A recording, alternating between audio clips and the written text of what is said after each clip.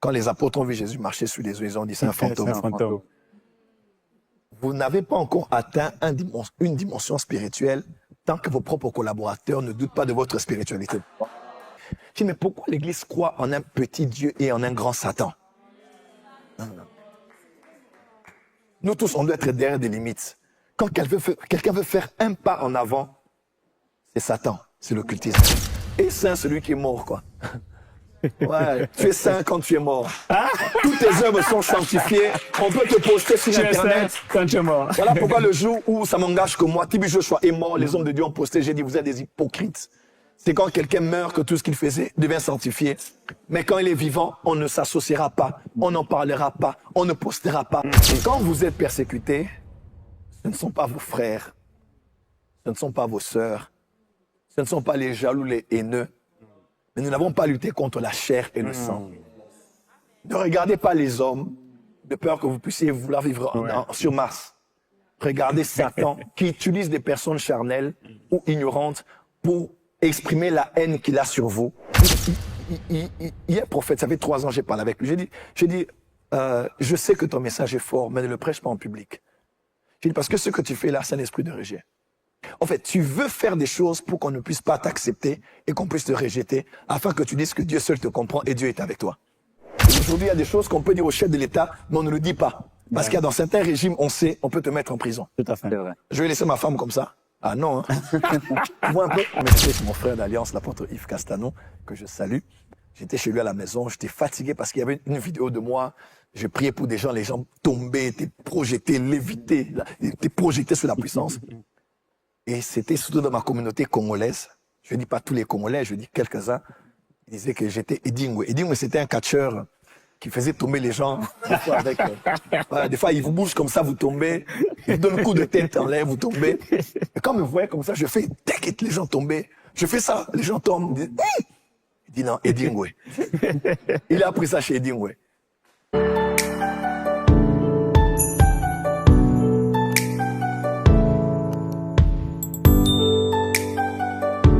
J'aimerais vraiment partager ça vraiment du fond de mon cœur.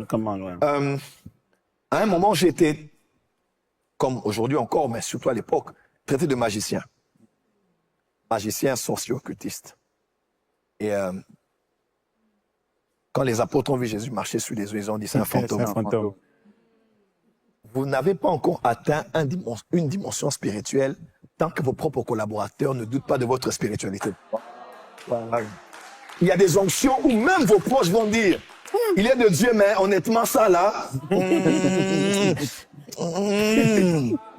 Oui. C'est la preuve que vous avez atteint une dimension supérieure à la précédente. Et le Seigneur me disait quelque chose, parce qu'à l'époque, c'était vidéo ici, magicien, vidéo là-bas, féticheur.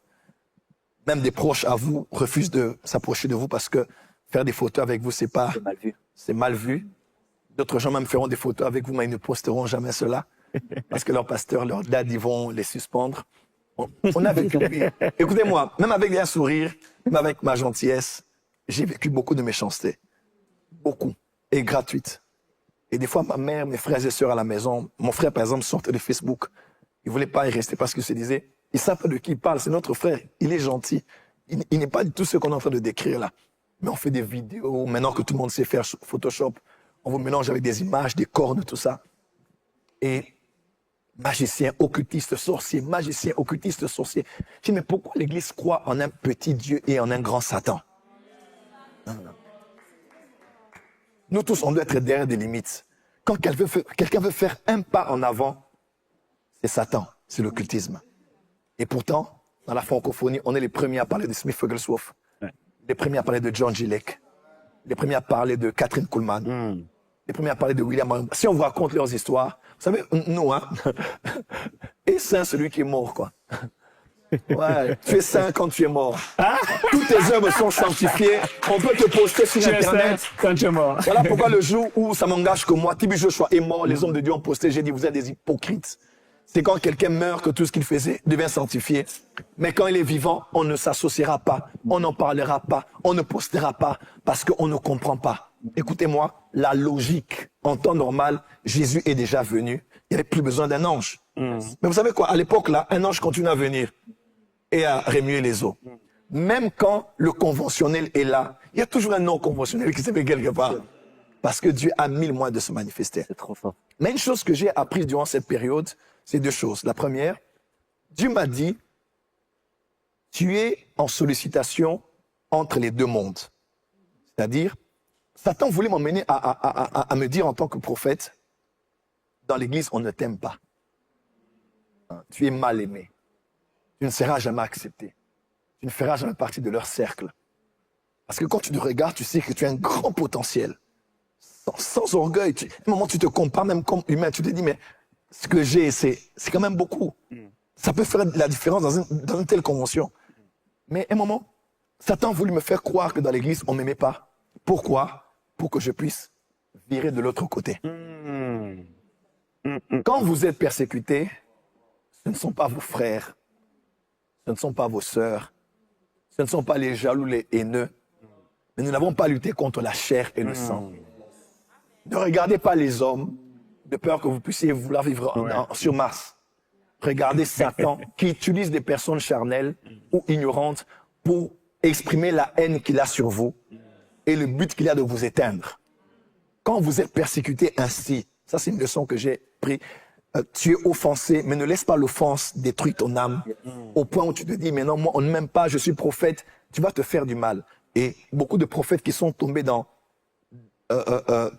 ce type d'esprit sont tombés dans ce que j'appelle l'esprit de rejet.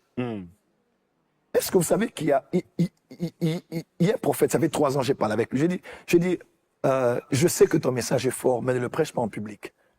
J'ai dit, parce que ce que tu fais là, c'est un esprit de rejet. En fait, tu veux faire des choses pour qu'on ne puisse pas t'accepter et qu'on puisse te rejeter, afin que tu dises que Dieu seul te comprend et Dieu est avec toi. Des fois, l'esprit de rejet, c'est comme ça, même dans les relations. Une femme peut être là, elle est dans une relation, elle est bien, mais elle va toujours vouloir titiller, taquiner, déranger, énerver l'homme pour que l'homme puisse la rejeter, afin qu'elle dise, ils sont tous pareils. Et je savais que ça allait se terminer comme ça. Des fois, beaucoup de prophètes ont l'esprit de rejet. Ne te crée pas aussi des problèmes toi-même. Ne te crée pas aussi des combats toi-même. Il y a des choses, si tu peux les éviter, évite-les. Moi, aujourd'hui, il y a des choses que j'enseigne, des choses que je n'enseignerai plus en public. Parce que j'ai fait mon meilleur culpa en francophonie. J'ai dit, par respect, on a parlé avec les apôtres et les prophètes de la francophonie. Ils ont dit ce que tu as dit, c'est vrai, mais on ne le dit pas en public. Parce qu'il y a des choses qu'on peut dire à des personnes adultes. Il y a des choses qui sont personnelles et discutables. On a besoin que tu puisses afficher ça en public, de peur que ceux qui te prennent pour modèle puissent tout prendre et puis vouloir tout imiter. Sans discernement. Ouais. Donc tout ça nous a aussi donné des restrictions par la sagesse. Mais la sagesse ne veut pas dire être dénaturé. Ça veut juste dire être régulé afin d'accepter les bons combats et de ne pas entrer dans les combats inutiles qui vont vous épuiser, de peur que quand les vrais combats viennent, les vrais combats vous tous déjà fatigués. Parce que les faux combats vous ont épuisé. Ça aussi, c'est la sagesse. Ça aussi, c'est la sagesse. Quand vous êtes prophète, ne soyez pas toujours là pour blesser les gens, blesser. Oh, moi, c'est Jean-Baptiste. Papa, Jean-Baptiste est là. Jean-Baptiste. Jean le Baptiste, sa place était au désert. Qu'est-ce qu'il allait faire de les affaires de famille et de foyer d'autrui? Il y a des choses qu'on ne dit pas en public. Il y a des choses sur les individus qu'on ne partage pas sur Facebook. Vous allez être emprisonné pour rien et vous allez mourir avant votre temps. Regardez l'apôtre Paul parlant à Timothée, à l'époque même où l'empereur Néon était en train de tuer les chrétiens. Il dit, Timothée, écoute-moi, je t'en conjure, vous tous là, retrouvez-vous dans tous les lieux, levez les mains et priez avant toute chose pour ceux qui sont élevés en dignité. Pourquoi? Parce qu'il faut faire que le chef de l'État entende que vous priez pour lui. Quand il y a un faim, il faut lui donner à manger.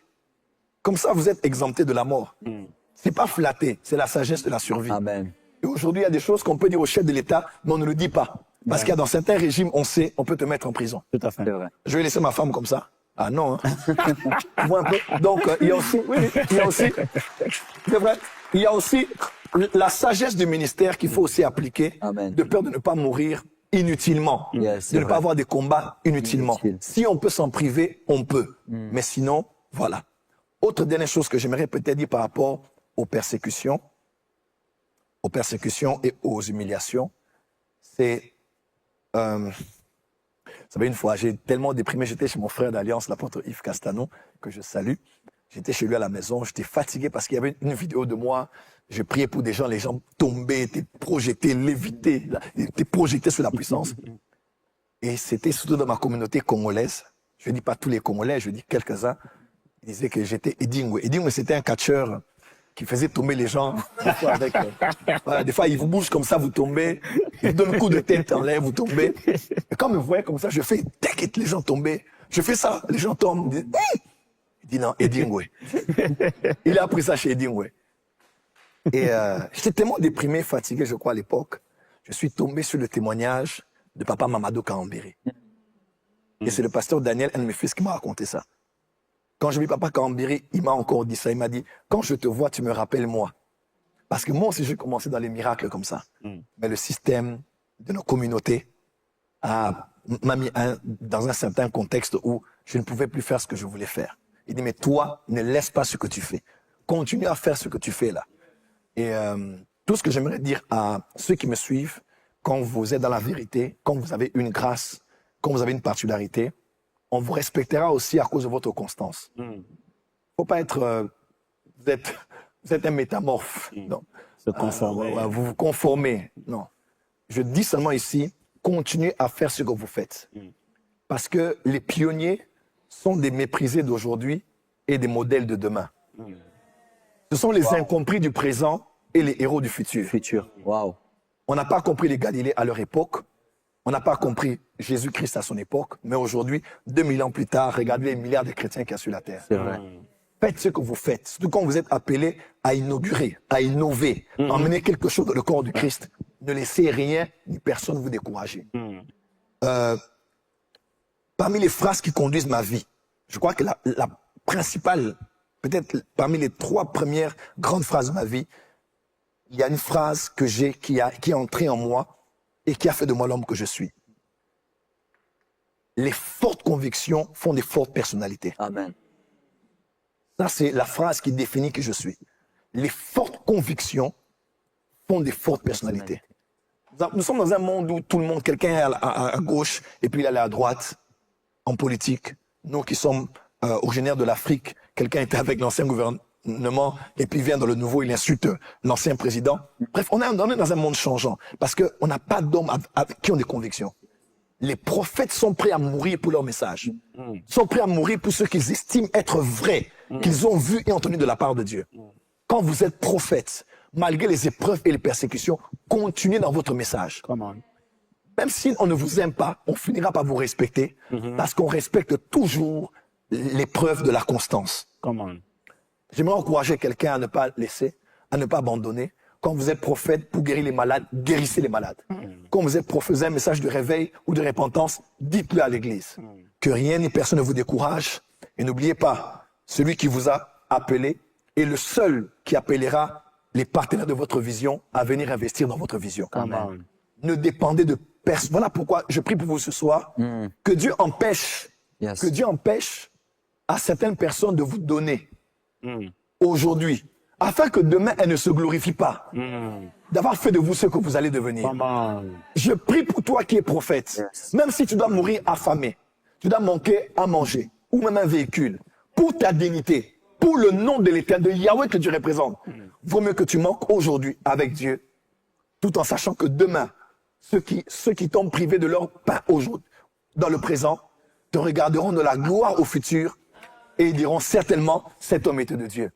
Que Dieu fortifie tous les prophètes et les prophétesses. Soyez des hommes et des femmes de conviction. Vous serez des hommes et des femmes d'une haute personnalité. Amen. Voilà ce que je peux dire.